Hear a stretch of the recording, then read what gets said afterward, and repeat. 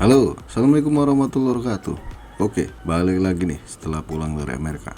Maksudnya balik lagi bahas rakit PC Kirihori.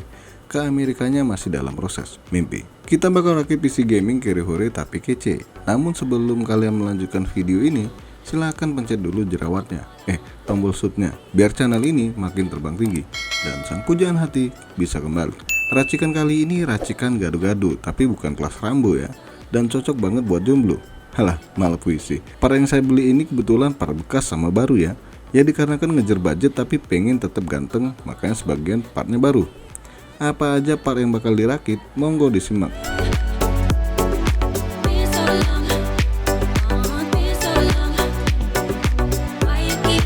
Ryzen 5 2400G 3,6 GHz.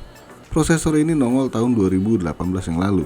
Ya jatuhnya buat melawan prosesor Intel generasi 8 tentunya. Dengan kecepatan 3,6 GHz, 4 core dan 8 thread, rasanya prosesor ini masih cukup bisa diandalkan buat gaming terkini. Harga pasaran bekas prosesor ini di kisaran 1,9 sampai 2 juta rupiah. Wih, masih tinggi ya? Ya masih sombong, karena kemampuan Vega onboardnya itu bukan kaleng-kaleng. Penasaran? Tonton aja akhir video nanti. Biostar B350 GT Racing. Merek Biostar rasanya kurang familiar dibanding merek lain. Tapi jangan salah, merek ini pemain lama. Oh, sering main lama-lama. Enggak dong, udah lama malang melintang di dunia komputer. Motherboard ini ukuran ATX, jadi wajar ukurannya besar. Tapi fitur-fitur yang diberikan motherboard ini tergolong oke banget. Contoh 4 slot RAM yang bisa dipasang hingga 64 GB. Terus ada slot SSD M2 yang support M2 SATA maupun M2 NVMe, 2 slot VGA, dan port USB bagian belakang itu pakai tipe 30 semua. Apa nggak kencang tuh buat maling data teman? Copy data maksudnya. Nah harganya sendiri rada goib, cuma harganya kalau bayangan saya di kisaran 700 sampai 800 ribu buat bekasnya. Tim Delta RGB 16GB DDR4. Biar kelihatan kece, RAM-nya harus RGB, ya nggak bre? Yoi, toh harga RAM baru juga tergolong murah. Dengan rentang harga 1,1 juta rupiah, kalian dapat RAM 16GB. Yang mana kapasitas segitu udah wajib buat PC zaman now. Terlebih lagi kapasitas ini bakal disunat. Lah, kok disunat? Emang udah balik bos? Bukan itu bro, maksudnya kepotong buat Vega onboardnya, kurang lebih 2GB. Jadi rasanya 14GB masih cukup buat jalani sistem Windows dan game. SSD 240GB SATA. Kenapa nggak pakai SSD M2 NVMe bos? Gini, kebetulan ready stock yang murah cuma ini doang, dengan harga bekas di kisaran 200 ribuan. Rasanya nggak salah beli SSD SATA 240GB ini. Ntar kalau kurang tinggal minta tambah sama Ayang. Ayo, nambah apa nih? Nambah duit dong, gak usah mikir aneh-aneh. Aerocool United 500 watt. Buat neken budget kita ambil power supply Aerocool United 500 watt dengan harga barunya di kisaran 500 ribu rupiah. Ya lebih dari cukup buat sistem yang akan kita bangun ini. Bahkan kalau mau nambahin VGA card juga bisa, sekelas GTX 1650 Super misalnya, atau kakaknya 1660 Super, atau Superman sekalian. Nggak masuk dong. Cube Gaming Randall. Nah casing yang harganya hanya 400 ribuan ini udah pernah saya bahas di video sebelumnya. Ya lumayan bikin PC kelihatan ganteng dan mentereng, biar kayak anak-anak menteng. Menteng di mana ya? Saya tahunya di film Dono. Casing ini pas banget buat motherboard ATX, tapi jangan kebanyakan masang perangkat di casing satu ini. Kabel manajemennya rada jelimet. Fan RGB 3 set. Biar makin menguatkan kegantengan PC ini, makanya kita tambahin kipas RGB yang harga barunya hanya 300 ribu rupiah. Berarti satu fan seharga 100 ribu rupiah. Dan ini udah ARGB. Setelah ditotal, harga PC rakitan ini cuma 5 juta rupiah lebih dikit. Tepatnya 5,1 juta rupiah. Wow, murah banget. Ayo, murah apa mahal? Ingat, ini 3 item part baru semua loh. Kalau kalian mau neken budget, kalian bisa beli power supply bekas di kisaran 200 sampai 300 ribu rupiah. Casing bekas kisaran 200 ribu. RAM non RGB baru di kisaran 950 ribu. Terus nggak usah beli kipas lagi. Jadi total harga PC ini hanya 4,1 juta rupiah. Ayo, lebih murah kan kalau partnya bekas semua.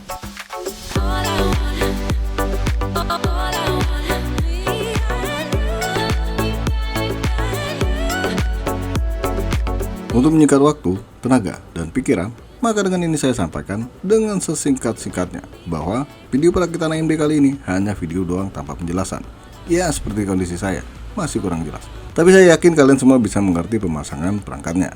Kalau kurang tahu silahkan kalian bertanya, asal nggak nanya di luar kemampuan saya, karena saya bukan dukun.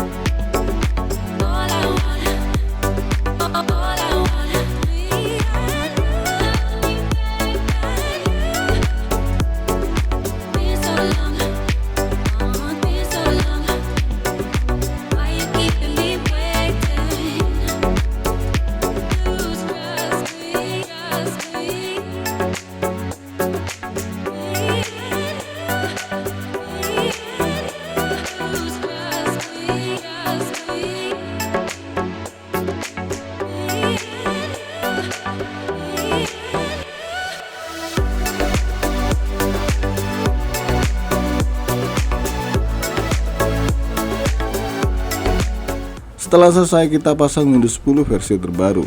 Kemudian di sini saya download driver terbaru dari AMD. Untuk settingan VRAM, nah kebetulan saya pakai settingan default ya. Jadi VRAM-nya langsung kedeteksi 2GB DDR4 128-bit. Resolusi layar 1080p. Kira-kira berapa game yang sanggup main di resolusi segini? Monggo tonton aja video tes gamenya.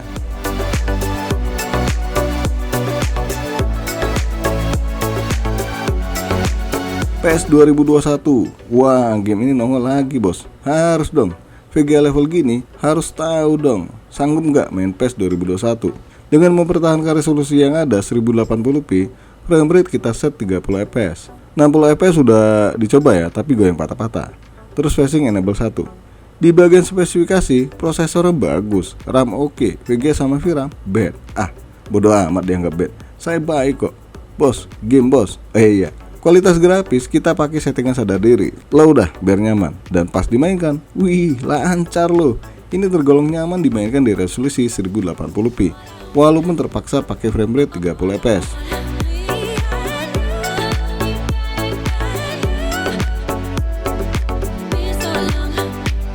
GTA 5. Di game satu ini, VRAM-nya kebaca 512. Widih, ngeselin banget ya. Sayangnya, saya nggak bisa cari masalahnya. Malum, saya diburu waktu. Jadi ya terima apa adanya. Tetap bertahan dengan resolusi 1080p DirectX 11. Ternyata hasilnya nggak begitu menyakitkan, walaupun tergolong kurang memuaskan. Framerate masih di atas 30 fps. Kalau seandainya kalian turunkan resolusinya ke 900p dan settingannya DirectX 10, saya yakin framerate-nya bisa lebih baik lagi.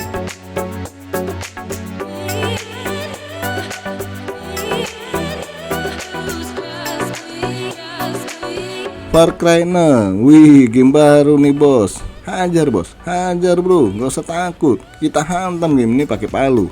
Jangan dong, terpecah LCD. Nah dengan resolusi mengalah yaitu 720p, set low, FSR mode ultra quality, hasilnya membuat jantung saya berdegup kencang. Seperti kali pertama nembak cewek. Dan wih, keren bro, rata-rata framerate yang dihasilkan 35 fps. Ya walaupun settingan hancur, tetap aja hasilnya nggak hancur. AMD gitu loh.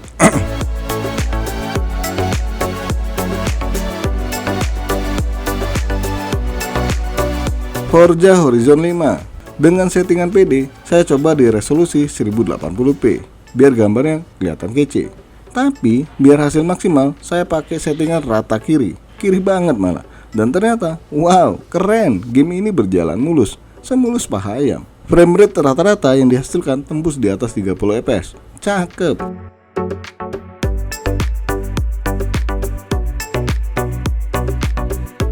Resident Evil Village. Game horror satu ini, game horror. Saya coba memberanikan diri main di resolusi 1080p dengan settingan sadar diri. Walaupun sebagian ada yang di-on-kan, hasilnya ternyata di luar dugaan. Framerate yang dihasilkan di atas 30 fps. Wih, cakep. Cuma nggak tahu ya, kenapa ada bintik-bintik kayak artefak gini ya? Mungkin bug kali ya. Bug. Karena kalau memang artefak beneran, bakal rata di semua game. Nah, kasus yang sama ini terjadi di prosesor AMD Athlon 3000G ya, pas main game AC Valhalla.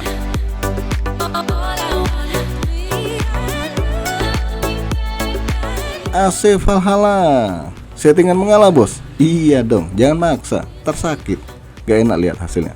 Resolusi 720p, scale 100% dan kualitas grafis low. Rasanya nggak yakin bisa dapat framerate yang bagus. Ya taulah sendiri ya, AC Valhalla cukup menguras tenaga. Ternyata, wih cakep. Framerate rata-rata tembus 30 fps loh. Dan di sini nggak ada flicker hijau kayak kasus Athlon 3000G kemarin.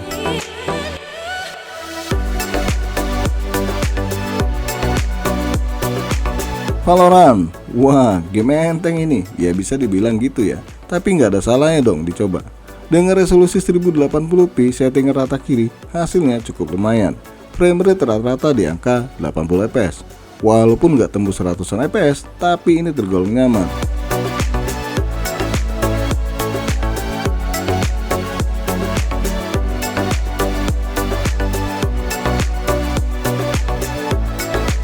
Genshin Impact, game terakhir nih. Dengan resolusi 1080p settingan lowest, hasilnya ternyata nggak bikin lemes.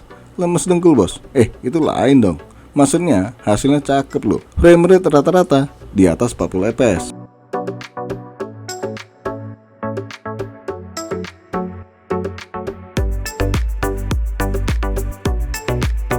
Dari 8 game yang diuji cobakan di PC rakitan kali ini, hanya 3 game yang terpaksa menurunkan resolusi. Sisanya bisa bertahan dengan resolusi 1080p. Ya walaupun bukan settingan terbaik, tapi ingat, ini VGA onboard, yang mana kemampuannya itu nggak sewah VGA card tentunya. Tetapi biarpun begitu, Radeon Vega 11 ini kemampuannya bisa dibilang mirip-mirip Nvidia GT 1030 2GB DDR5. Wih, apa nggak cakep nih onboardnya Ryzen 5 2400G. Satu lagi yang harus kalian perhatikan, kemampuan gaming Radeon Vega 11 ini bisa lebih baik lagi kalau kalian pakai RAM minimal 16GB dual channel.